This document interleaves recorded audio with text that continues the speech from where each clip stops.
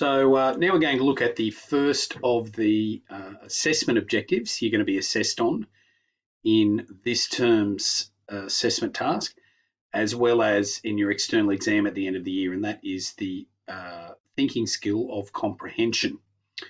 So what I'd like you to do to begin with is we're just going to hit, I just want you to hit pause, and I'd like you just to read through what's on screen at this time.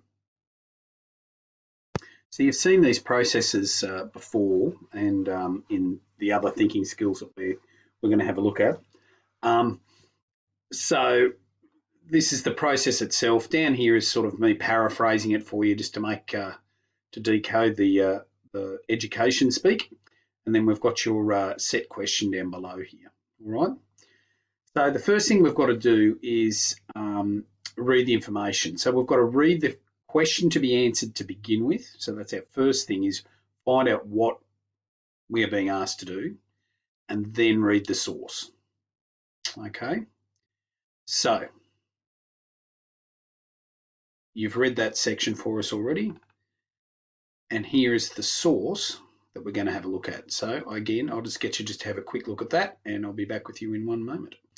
Okay, so this source is one of the ones from Activity 1 that you would have had a read through and annotated, by Dionysius of Halicarnassus, who was a Greek writer, and he's writing at a time when Rome has established its dominance over Greece. And essentially what he's doing, I guess, in a lot of his work is he's selling the benefits of Roman rule to the Greeks, people outside of Rome. So what this source does then is basically outlines what the pontifices did, so what they did, what powers they had, and things along those lines. Okay, so what we've done then is we've read our question, we've read our source. So now what we've got to do is go back through to step 2, identify key information to answer the set question. So there's two things that we need to do here. We need to identify the specific elements of the question and what the question wants us to do. And then we need to go through and look at our source for that information.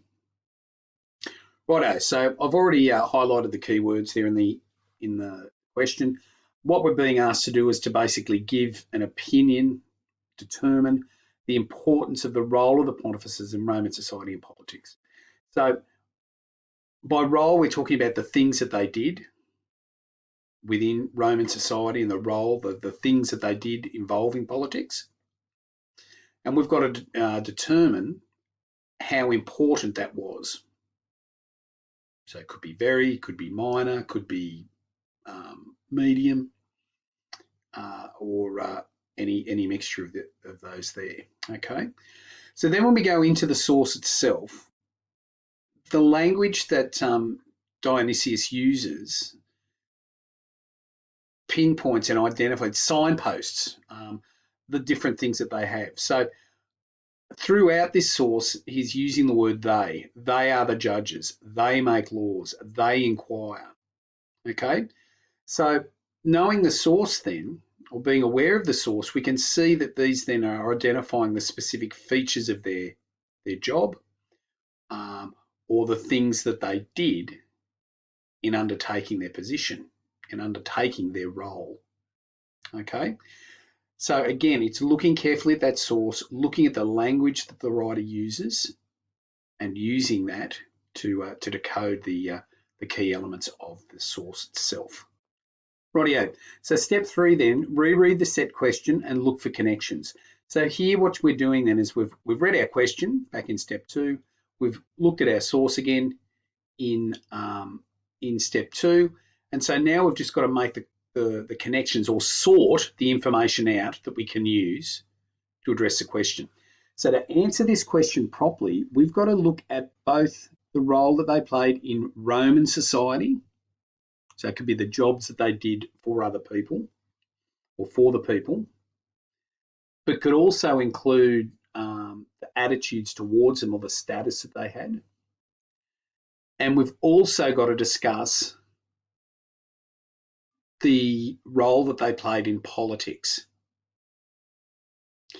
we need to discuss both elements of those to give us the best opportunity to score higher marks. If we only address half the question, we're probably only going to get the best half marks for the response. So we need to carefully link or connect the elements or ideas from the source to the things that we're being asked to write about.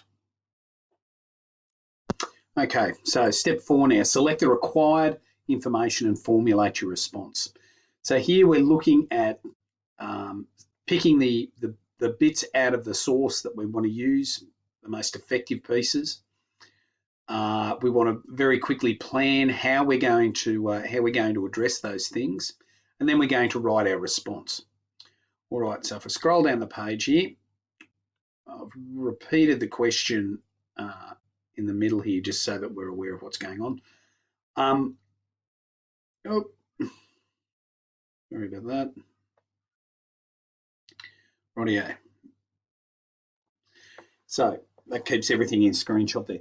So what we've got then, I've included the question here so that we can remember that we've got to focus on both of these things. So I've come up here with a little table, and I've read through the source, and I've just dot pointed the different things and how they connect to the two areas that we've got to address. So in terms of their role in Roman society, the pontifices, who were the chief priests, remember, the Pontifex Maximus was the overarching chief priest. So he's a bit like the Pope in the Roman Catholic Church. And the pontifices were the chief priests that were a level below the Pontifex Maximus. So within Roman society, they acted as judges in religious matters, and they could punish people for breaking religious laws. They could interpret the processes of worship and ensure that things were being conducted the way that they should.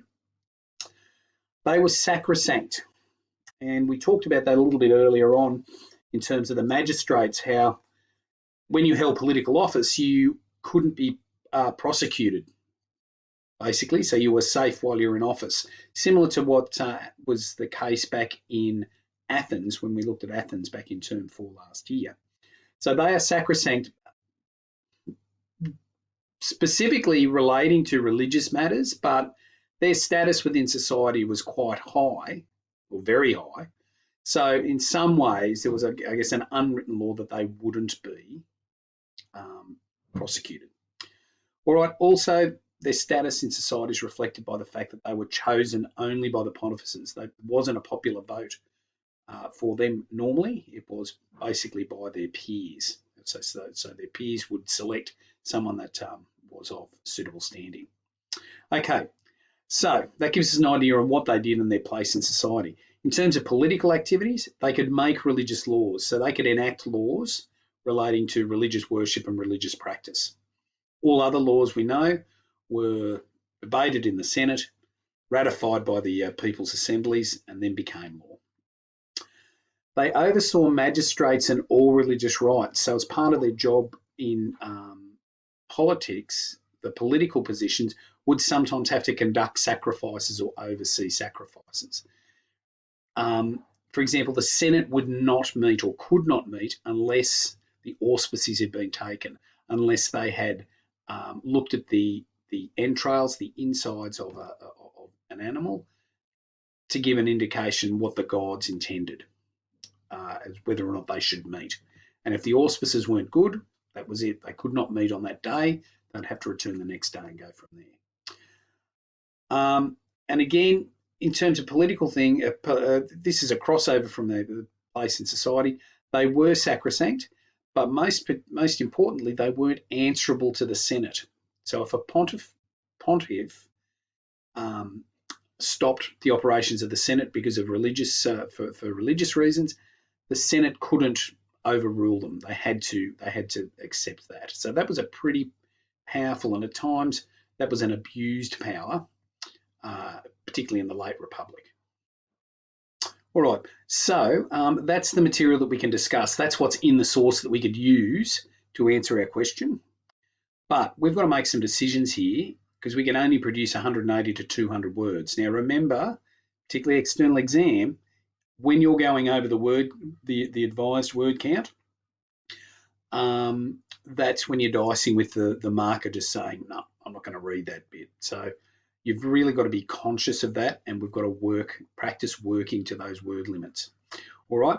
So what you've then got to do is we've got to make a decision as to what areas of these, I don't need that notification there, what areas of these might be most significant or most important. And I've got to make a decision there and saying, well, is there something that I can combine together, or is there something that I can sort of not necessarily acknowledge because it's not as important? All right, so that is step 4. So we then go off, we plan and we write. But then we've got to remember, and this is the one that we forget to do because we run out of time, we've got to read the question again and review your answer. So the arrows here are really important. I'm reading the question and entering into the process. Coming out of the process, though, I've got to read my response, my written response, not just the source, and then I've got to come back to here and make sure that what I've done looks at these things. Okay, there we have it. That is the thinking skill of comprehension.